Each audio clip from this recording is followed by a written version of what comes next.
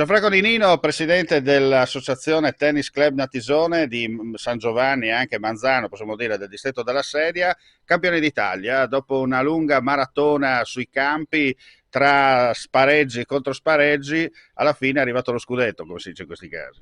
Eh sì, veramente siamo stati molto fortunati, ma anche bravi ad aggiudicarci questo titolo italiano che, diciamo, agli inizi, considerando la formazione che avevamo, magari poteva anche essere un po' pensato perché avevamo una bella formazione, però proprio come hai detto tu, durante le 3 giornate di incontri e soprattutto la seconda giornata, avendo perso con il tennis club di Chivasso, il Tennis Club Tescaro, il nostro percorso si era complicato, poi veramente i ragazzi sono stati bravissimi, vincendo con l'Ancona la terza giornata e quindi ci siamo trovati alla fine delle 3 giornate con 3 squadre a pari punti per poi con i doppi di spareggio riuscire a vincere il titolo italiano.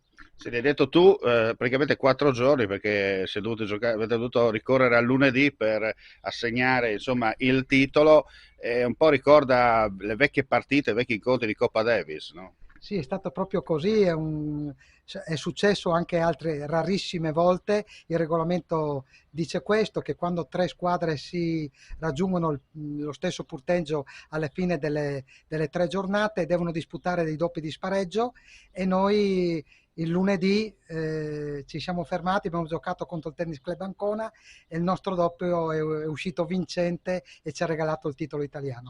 Senti, per San Giovanni è una prima volta, no? Per San Giovanni è una prima volta, ma anche in ragione è una delle eh, poche volte in cui si disputano questi campionati a squadre italiani. E quindi anche per noi è stato un grande onore ospitare questa bella manifestazione. E soprattutto permettimi di sottolineare un altro tassello per far conoscere il territorio. Sicuramente sì, anche perché era proprio anche nostra volontà, oltre a far conoscere il nostro circolo, far conoscere proprio il nostro territorio, le bellezze che ha il nostro Friuli Venezia Giulia.